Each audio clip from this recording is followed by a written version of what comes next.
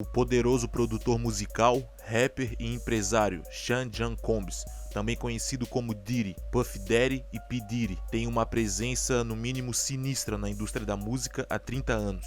Desde seu suspeito envolvimento na morte de Tupac e Biggie, até suas secretas festas e inúmeras confissões acidentais. Várias mulheres já entraram com ações judiciais alegando práticas sexuais violentas, agressão e humilhação. Agora, o governo federal investiga seu envolvimento em um esquema global de tráfico sexual. Embora não esteja sendo acusado de nenhum crime no momento, Diddy pode enfrentar a ira do sistema de justiça americana em breve. Vamos explorar seus segredos para determinar sua responsabilidade.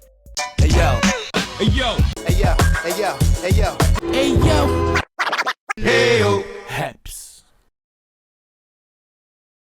Começamos com o potencial envolvimento de Diddy nos assassinatos de Tupac e Biggie.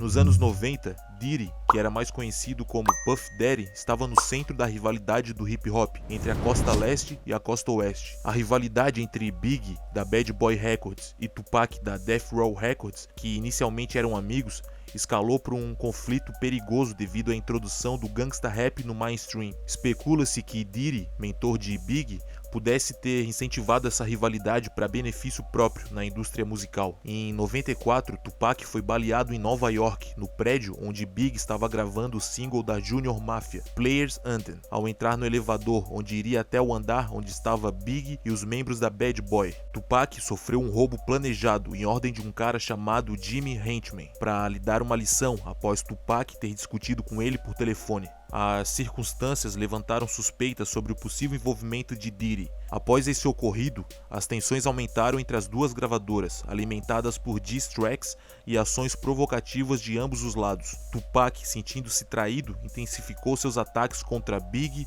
Puff e a Bad Boy Records. Pac foi entrevistado pela revista Vibe, detalhando a noite em que foi baleado e a energia das pessoas ao seu redor enquanto ele sangrava. Porque Andre Harold estava lá, Puff estava lá, Biggie estava lá, ninguém se aproximou de mim, notei que ninguém olhava pra mim, Andre não olhava pra mim, eu tinha saído pra jantar com ele nos últimos dias, Puff também estava recuando, eu conhecia o Puff, ele sabia o quanto eu tinha feito pelo Biggie antes dele estourar.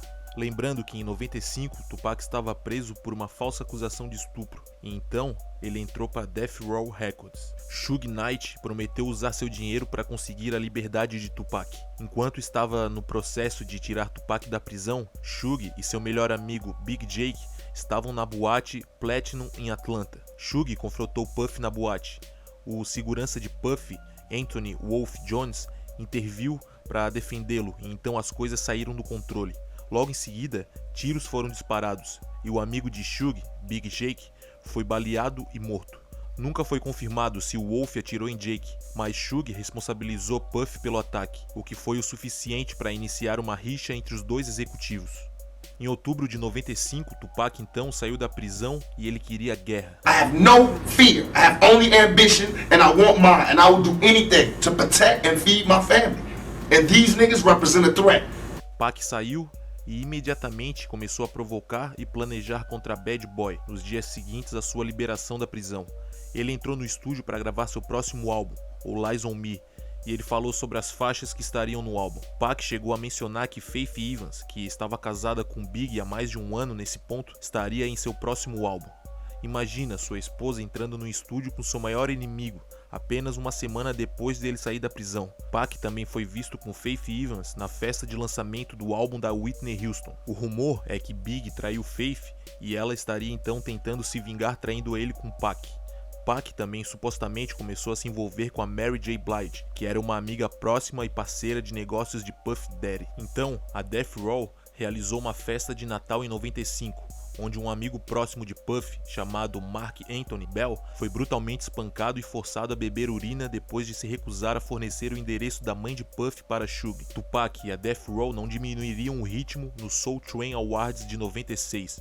Big ganhou o prêmio de música do ano e Tupac ganhou o prêmio de melhor álbum de rap do ano. Depois que Big recebeu seu prêmio, ele tirou algumas fotos nos bastidores e depois saiu do local porque precisava ir até o aeroporto pegar um voo. E foi nesse momento que Pac e Suge chegaram em um Hummer provocando-os. While we was waiting for the car to pull up, Suge and Tupac pulled up in the Hummer. And, Tupac was really loud, yelling West Side, you know, cursing, yelling a bunch of stuff, and Suge came from the other side and was like trying to actually walk up to us saying he just want to talk to Big, like want to talk, but of course everybody got in front, you know, it's a little yelling and arguing for a minute, but police and everybody got in front, kind of stopped everything. Tupac estava em chamas por ter sido injustamente condenado por um crime que não cometeu, constantemente difamado pela mídia e agora sentia que estava sendo desrespeitado por seus maiores inimigos, além de estar cercado por verdadeiros gangsters. Apesar das letras gangstas do Big, ele era realmente um cara tranquilo que não queria brigar com Pac. Lembre-se de que ele o admirava, sempre achou que eram amigos. Big parecia mais um peão de obra em uma operação muito maior do que ele imaginava. Tupac então lançou um videoclipe ao lado de Snoop Dogg, chamado Two of America's Most Wanted, que apresentava uma sketch zombando o Notorious Big e Puff Daddy. Pop, please don't kill me. It was Buff's idea. No, man. I'm just a rapper, man. Please don't take me out the game. O interessante é que o Tupac mesmo instruiu o ator que interpretou o Big a dizer que foi ideia do Puff, como se ele soubesse de toda a verdade. Logo após isso, Tupac lançou uma das diss tracks mais abrasivas e icônicas de todos os tempos, Hit 'Em Up. Ele começa a música afirmando que teve relações com a esposa do Big e depois xinga diretamente Big, Puff e a Junior Mafia, junto com várias outras ameaças. A pressão estava sob a Bad Boy. Pac não iria parar e Puff não conseguia suportar o calor. O segurança do Big, Gendil, lembra quando Puff atingiu seu limite. He said, I'm a businessman. I'm about making money. But something gotta change. I don't give a fuck if Pac gotta die, Big gotta die, or Suge Knight go to jail. Something's gotta change. A rivalidade culminou com o assassinato de Tupac em 96. Embora a polícia tenha prendido suspeitos como Kef D, as teorias persistem sobre o envolvimento de Diddy. Alegações de que ele ofereceu dinheiro para o assassinato de Tupac apenas alimentam as especulações. O clima de paranoia e perigo envolveu a indústria do hip hop na época, levando à morte também de Big, alguns meses depois, em circunstâncias semelhantes. Apesar das evidências circunstanciais e das confissões de envolvidos, nenhuma acusação formal foi feita contra Diddy. A investigação em andamento pode lançar alguma luz sobre os eventos turbulentos da época. Enquanto isso, o legado de Tupac e Big continua a ecoar na cultura do hip hop, marcado pela tragédia e pela especulação sobre quem mais se beneficiou de suas mortes. Tupac morre, o que faz de Big o vencedor, certo? Big parece o maior gangsta, pois havia, entre aspas, avisado seu inimigo com uma suposta faixa diss, sendo ela Rushatia, o que ajuda a alimentar sua persona e a vender mais discos. Com Tupac morto, não há mais competição. Puff poderia não querer exatamente que Big morresse, mas ele não estava fazendo tudo ao seu alcance para protegê-lo. Além disso, Puff viu o quanto de dinheiro a Death Row estava ganhando depois que Tupac morreu. Tupac vendeu 67 mil discos na semana após o seu assassinato. 2 meses depois da sua morte, eles lançaram Donkey Luminary, The 7 Day Theory, que Tupac gravou sob o nome de Machiavelli. Estreou em primeiro lugar na Billboard 200, vendendo 164 mil cópias na primeira semana e 250 mil na segunda semana. Até hoje, Tupac vendeu 75 milhões de discos, a maioria dos quais veio póstumamente. Fala-se também que Puff Daddy tinha uma obsessão por Tupac. Ele começou a usar roupas versáteis depois de Tupac ter começado a usar. Ele também passou a se relacionar com mulheres após elas terem se relacionado com Tupac primeiro, como Sarah Chapman, que já se relacionou com Tupac nos anos 90 e que hoje é mãe de uma das suas filhas. Em 9 de março de 97, após apresentar um prêmio no Soul Train Awards de 97, a equipe da Bad Boy compareceu à festa após o evento, organizada pela revista Vibe, no Peterson Automotive Museum. Big deixou a festa no banco da frente de um Chevrolet Suburban SUV, com Puff e outros membros do grupo. Ao pararem no primeiro sinal vermelho, um Chevrolet Impala de cor escura se aproximou ao lado do SUV de Big. Um desconhecido dentro do Impala baixou a janela e disparou várias vezes no veículo de Big. Ele acabou sofrendo 4 ferimentos. Uma das balas o atingiu no peito, causando graves ferimentos internos. Ele foi imediatamente levado para o centro médico, mas foi declarado morto no hospital naquela mesma noite. Um sócio comercial de Puff disse que eles tinham usado todo o orçamento em segurança, então não poderiam contratar segurança extra para essa noite. Kef D também estava nessa festa e ofereceu proteção, mas Puff mandou ele recuar. Puff decidiu andar no carro separado, localizado na frente do carro do Big. Então ele deu instruções muito estranhas a seu segurança, Jen Deal, em vez de maximizar a proteção de Big. Puff era dono de todos os trabalhos de Big.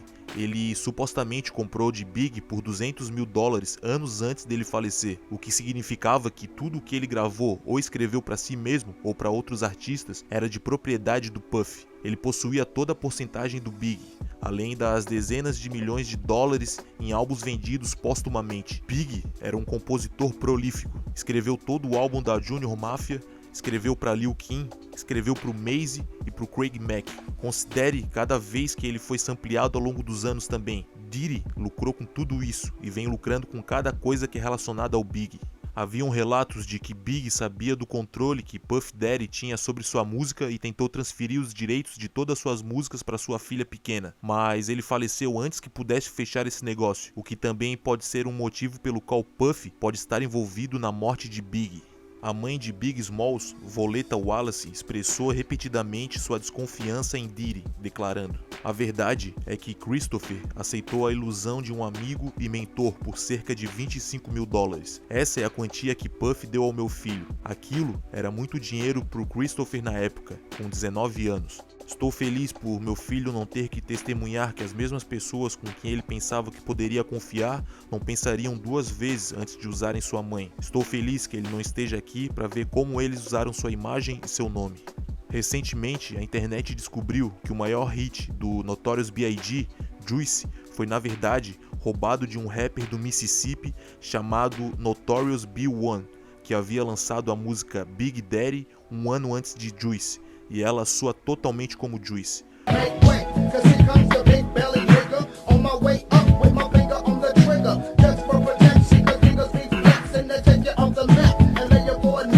Muita gente crê que essa era a genialidade do Diddy, que era um especialista na indústria musical, em descobrir talentos, saber quando a música seria um hit antes que alguém a ouvisse. Acredita-se que ele instruiu Notorious B.I.G. a roubar Notorious B.I.G. Diddy era podre de rico, extremamente poderoso e evidentemente imprevisível. Imagine como seria alavancar seu poder na indústria musical e em sua vida pessoal se você dissesse não para ele. Em teoria, ele poderia rejeitar você, extorquí-lo ou talvez algo mais permanente ainda. O misterioso Puff Flavor Camp, onde Diddy mentorava músicos adolescentes como Usher, que era nada menos que uma criança prodígio aos 13 anos. Ele já havia sido descoberto em Atlanta por L.A. Reid e que o enviou para Nova York para gravar seu álbum de estreia com Diddy em 94. Usher tinha apenas 14 anos e mudou-se para a casa de Diddy para fazer parte do acampamento. Usher tem sido muito relutante ao discutir o que aconteceu com ele quando ele morou com Diddy em 2004. Em uma entrevista para a revista Rolling Stone, ele disse: "Puff me apresentou a um conjunto totalmente diferente de merdas. Sexo especificamente. Sexo é tão quente na indústria da música, cara." I got a chance to see some things. Yeah, but you were 13. What were you I seeing? went there to see the lifestyle, Right. And I saw it, and it was.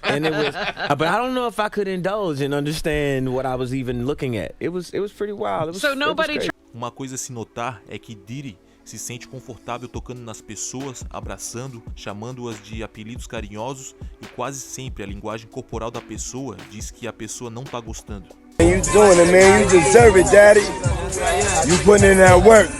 Proud of you. I love you. Além de Usher, Justin Bieber também pode ter sido vítima do Puff Flavor Camp. Ele também foi orientado por Diddy no início da sua carreira. Justin Bieber, após o seu aniversário de 15 anos, passou 48 horas com Diddy.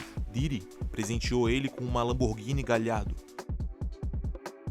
Where we hanging out and what we doing, we can't really disclose, but it's definitely a 15-year-old's dream. I don't have legal guardianship of him, but for the next 48 hours, he's with me. So, and we gonna go full. No vídeo, Bieber parecia estar bem, mas um ano depois sua atitude em relação ao Diddy parecia estar bem diferente. What's up, man? You good? I'm good. How are you? Hey, young brother, everything's good? Everything's Selling great. out arenas and everything? Yeah, Starting to act different, huh? You ain't been calling me and hanging out the way we used to hang out. Well, I mean, you haven't. I mean, you try to get in contact with me, through all my, partners and whatnot. But you never really got my number, so. Sean Combs é conhecido por sediar festas luxuosas e repletas de estrelas que se tornaram lendárias na indústria do entretenimento. As festas do P. Diddy são famosas por atrair as celebridades mais destacadas de todas as indústrias. Em uma entrevista para Oprah, nos anos 90, ele disse: "Tem uma mistura mais louca. Alguns dos meus amigos do Harlem, Leonardo DiCaprio, que finalizou o Titanic, eu tenho socialites e parceiros do Sul." As festas do Diddy geralmente são realizadas em locais de luxo ou em suas próprias residências privadas. A mídia rapidamente o coroou como o Gatsby dos tempos modernos, um título que ele ganhou de braços abertos. Muitas pessoas esquecem que uma das primeiras festas do Diddy resultou na morte de 9 pessoas em 91. Sean Combs, com 22 anos na época, era o promotor do jogo de basquete de celebridades em prol da caridade, no ginásio Nat Holman do City College, juntamente com Heavy D. Foi nessa festa que houve uma tragédia, tirando a vida de 9 pessoas. Algumas das pessoas mais populares da época estavam programadas para comparecer, como Boyz II Men, Big Daddy Kane, LL Cool J e Mike Tyson. A parte surpreendente é que os fãs podiam ver todas as suas estrelas favoritas por apenas $12. O primeiro problema que ocorreu foi com os ingressos, lembrando que isso foi em 91. Então as pessoas tinham que ir a locais físicos, como a bilheteria do Apollo Theater, para comprar os ingressos. Os ingressos também eram vendidos em lojas locais como Boys Emporium e até ingressos gratuitos eram distribuídos na rádio por Funk Master Flex. O local só poderia acomodar 2.730 pessoas, mas eles não tinham ideia de quantos ingressos tinham vendido, já que não havia um sistema adequado em vigor para acompanhar na época. Apesar disso, Jen Dill, seu segurança na época, lembra que Puff pediu para cortar pela metade a presença de seguranças. Puff calls me the day before we supposed to do the party and say, "Yo, Gene, I don't need y'all to do the security outside. I got the FOIs to do it." All right? So I said, "Man, I just told 18 guys." He said, I just need eight. Para quem não sabe, os FOIs são membros da nação do Islã. Uma testemunha do evento, chamada Oscar Davis, disse: "Você não pode ter um evento como este no Harlem sem esses muçulmanos. Esqueça a polícia, eles não podem fazer nada. As pessoas no Harlem respeitam os muçulmanos." Estava obviamente evidente que havia mais pessoas do lado de fora do que poderiam realmente caber no ginásio. Ingressos ainda estavam sendo vendidos na portaria, disse Mário Salvage, um chefe de polícia na época. Os fãs entraram por 2 saídas laterais e se dirigiram pelas escadas em direção às portas do ginásio, mas quando LL Cool J e Mike Tyson apareceram, o caos se instalou. Multidões de pessoas começaram a se aglomerar do lado de fora para entrar, empurrando as pessoas em direção às portas de vidro. As portas de vidro eventualmente foram fechadas e precisaram ser puxadas em direção à multidão para serem abertas. Os seguranças tentaram instruir as pessoas a recuarem, mas elas não ouviram. A pressão se tornou tão grande que as portas de vidro se quebraram e as pessoas caíram através delas. As pessoas de fora começaram a correr, pisoteando então sobre os corpos para entrarem na instalação, mas o problema só piorou quando elas precisaram descer as escadas em direção ao ginásio. As portas no final das escadas também precisariam ser puxadas em direção à multidão, e não empurradas para dentro do ginásio. Então, centenas de pessoas estavam espremidas contra essas portas, nesse pequeno corredor, sem nenhuma forma de escapar. Também observe que essas portas não têm janelas, então dentro do ginásio as pessoas estavam se divertindo, tocando música e rappers agitando no microfone. Eles nem sabiam que, do outro lado dessas portas, haviam pessoas lutando por suas vidas. Eventualmente, eles conseguiram abrir as portas. Alguém então anunciou no microfone que 3 pessoas morreram ali. Isso causou um caos e as pessoas dentro do ginásio começaram a tentar sair, correndo de volta pelo mesmo corredor onde as pessoas que estavam presas tinham saído inicialmente. A polícia identificou a morte de 5 homens e 3 mulheres, e 29 pessoas ficaram feridas. Uma 9ª vítima morreu no hospital dias depois. Todos eles morreram por asfixia. 8 famílias das vítimas resolveram mover um processo contra Sean Combs no início de 98. Sean Combs acabou pagando cerca de $600 mil de um total de $3 milhões que foram solicitados. Legalmente falando, isso não foi tudo culpa do Diddy. Os tribunais afirmaram que a cidade era 50% responsável e os promotores os outros 50%. Independente disso, desde a sua primeira festa parece que a morte e a energia sombria rondam Diddy. A partir daí, ele meio que parou de dar festas para o público e começou a mantê-las privadas. No entanto, ao longo dos anos, rumores perturbadores se espalharam sobre o que acontece durante as festas do Diddy. Desde rituais de sexo em grupo até favores sexuais onde iniciantes garantiriam seu futuro em várias indústrias. O maior rumor é que um talento masculino aspirante precisaria agradar a outros homens poderosos para alavancarem suas carreiras, e aparentemente isso é um segredo em aberto na indústria da música. Diddy tem 6 filhos biológicos com 3 mulheres diferentes. Ele teve múltiplos relacionamentos de alto perfil com pessoas como Jennifer Lopez, Naomi Campbell e Cassie. Mas você notará que a maioria das histórias de festas que circulam envolve ele cercado por homens. Fat Jewish, nas redes sociais, detalhou sua estranha experiência em uma festa do Diddy. I'm on ecstasy and I'm trying to find the bathroom. So I get lost door, and in that room there are a bunch of men. And they're all kind of like very like Romanesque, like laying about and, you know, kind of like very like kind of leaning on each other, not really spooning, but like conversationally spooning. Like if you were spooning but facing each other and like leaning up on your elbow and talking. It was so prelude to orgy. So, and who is lounging in my direct eye line? Puff Daddy and Felix the House Cat, famed house music producer. Yeah, no, I know who that is. Basically spooning each other, drinking a glass of Hennessy, and they're like passing it back and forth, man. And they're all 100% on ecstasy. Festa do Diddy. Pouco depois que Josh e Diddy se encararam, ele foi expulso. Josh, que é gay, imediatamente sentiu que estava em uma sala cheia de outros caras gays, mas não houve nenhuma acusação real, nem evidência condenatória aqui. Vamos ouvir o que o Exhibit contou sobre sua experiência festejando com Diddy. Florida, we got invited to a Puffy party, the New Year's Eve party. Go to the house, and then, you know, he invited us to the house because he wanted to go to the club afterwards, right? I was like, okay, cool. You know, Puffy calls me outside. He's like, hey, man, you know, that girl you know about the girl you. I was like, it's the devil, man.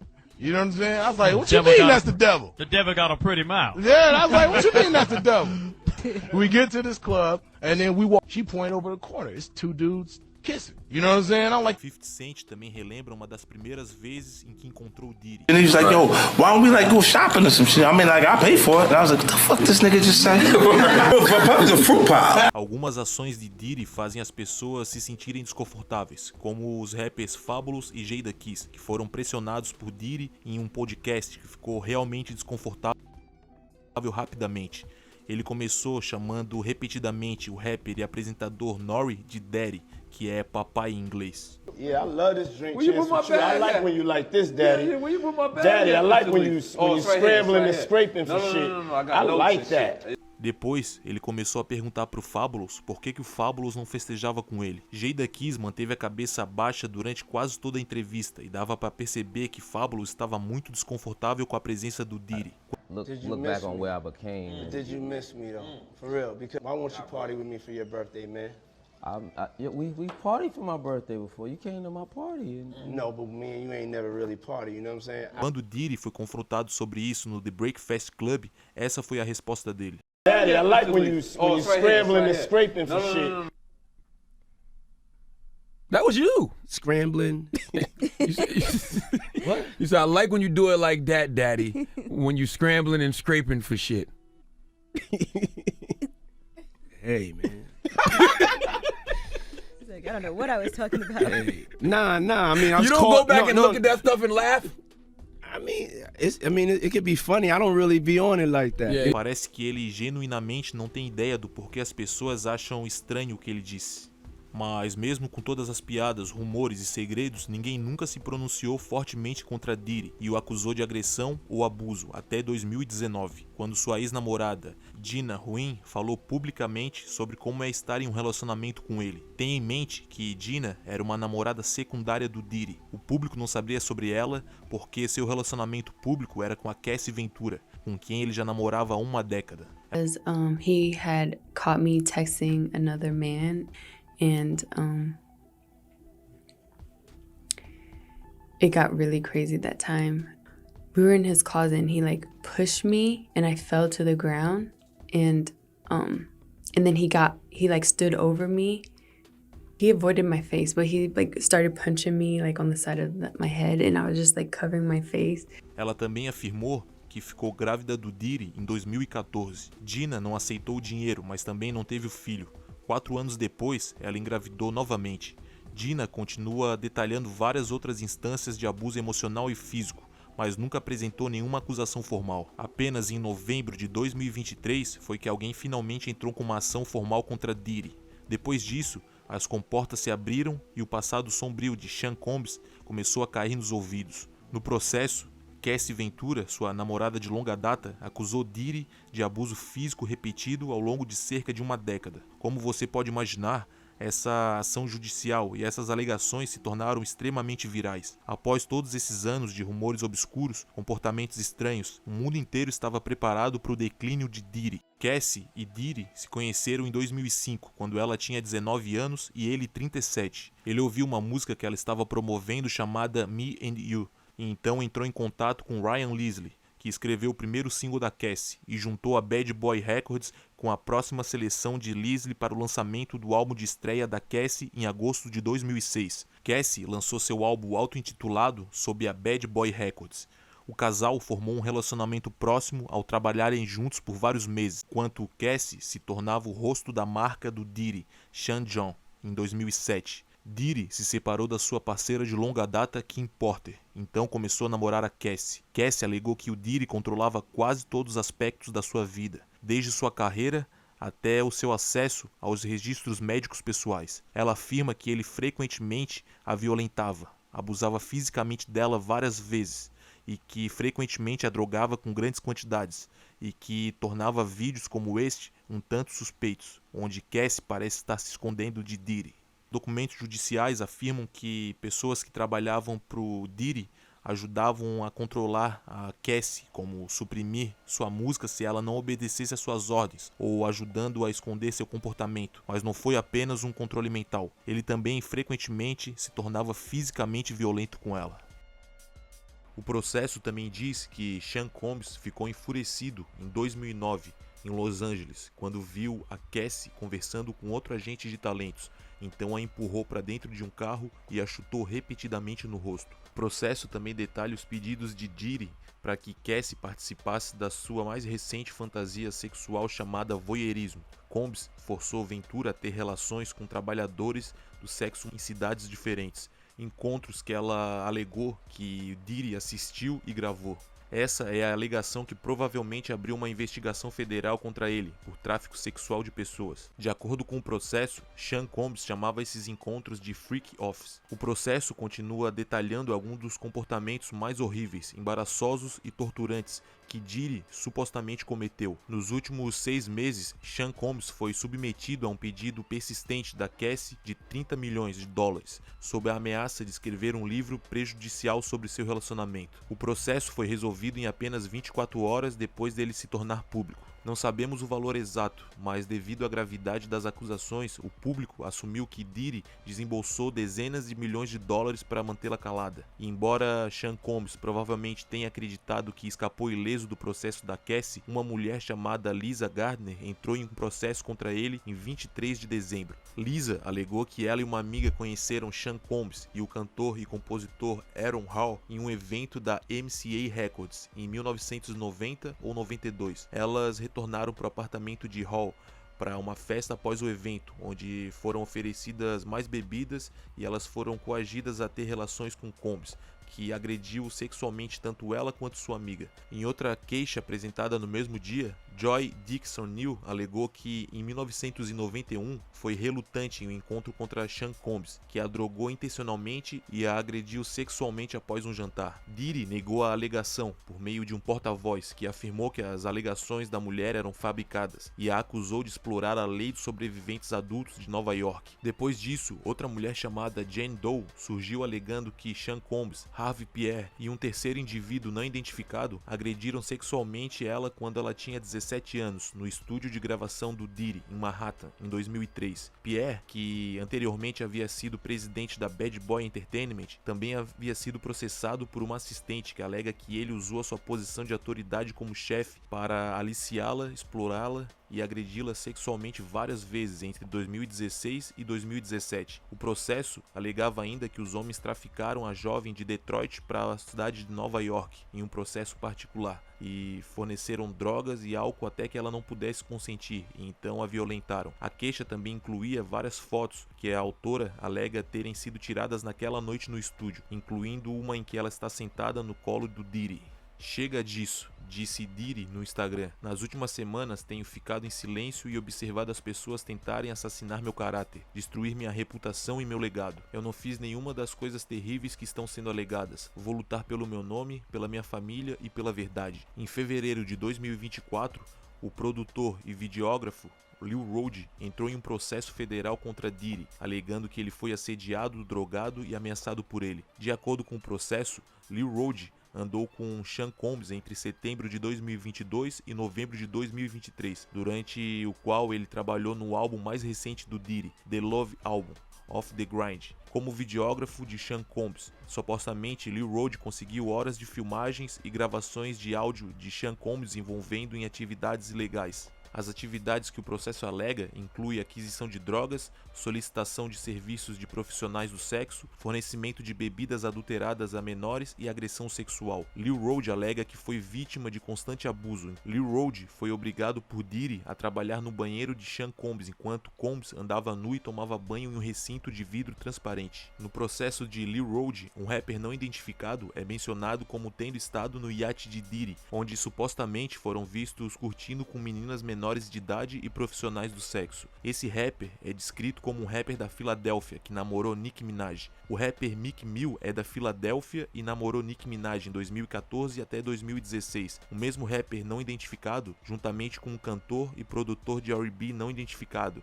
Stevie J, estaria supostamente envolvido em relações com Diddy também. Essa acusação fez as pessoas olharem para aquele vídeo do Meek Mill na piscina com Diddy de forma mais suspeita ainda. 50 Cent fez algumas piadas sobre Diddy e Stevie J no Instagram. Stevie J respondeu, não negando as acusações, mas desafiando 50 Cent para uma luta de boxe. Mas a alegação mais chocante feita no processo foi a que Lil Rody descobriu que Sean Combs tinha câmeras escondidas em todos os cômodos da sua casa e que ele estava secretamente gravando artistas e executivos poderosos como Lucian Grace, que foram mencionados no processo e que podem ter participado ou não das atividades mencionadas. Se isso se provar verdadeiro, poderemos ver algumas das pessoas mais poderosas da indústria do entretenimento serem expostas.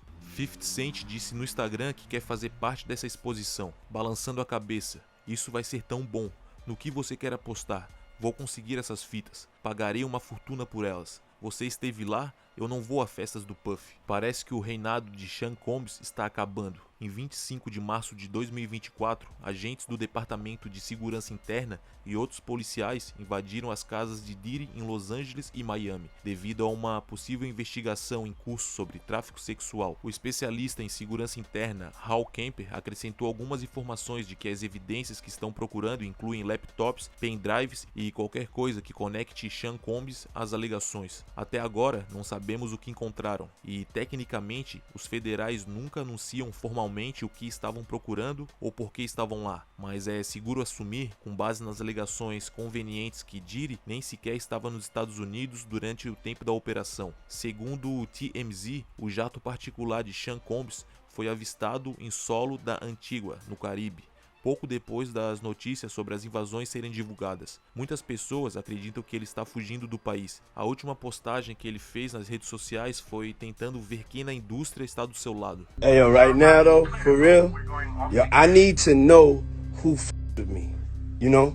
Like just straight up, like I don't have the time. If you f with me, let it be known. If you don't f with me, be quiet. E se você quiser mais algumas acusações tortuosas e teorias conspiratórias insanas, dê uma olhada nos fundadores da Uptown Records, as pessoas que deram a Diddy seu primeiro emprego na indústria da música. Andre Harrell, morto aos 59 anos, Heavy D, morto aos 44 anos, Kim Porter, morta aos 47 anos, e Al B. Sure, que esteve em coma por 2 meses e quase perdeu a vida. Al B. Sure também é o pai do filho adotado mais velho do Diddy. Al B. Sure teve um filho com Kim Porter antes de ela deixá-lo, casar-se com Diddy e ter filhos com ele. Al B. Sure tem tentado recentemente entrar em contato com seu filho mais velho, esperando que ele deixe Diddy e volte para casa. E quando ele saiu do coma, ele insinuou fortemente que Diddy foi a razão por trás disso. Agora, por que Diddy iria querer que as pessoas que o introduziram na indústria da música estivessem mortas? O que parece é que várias pessoas ao redor do Sean Combs morreram, saíram de relevância ou falam sobre seus caminhos diabólicos. Ainda assim, nada de ruim parece acontecer com ele. Ele apenas parece ficar mais rico e bem-sucedido. É uma coincidência? Talvez, mas por enquanto teremos que esperar para ver como tudo isso vai se desenrolar. Com base em tudo que você viu nesse vídeo, você provavelmente pensa que ele é o culpado, mas até agora ele é inocente até que seja provado o contrário.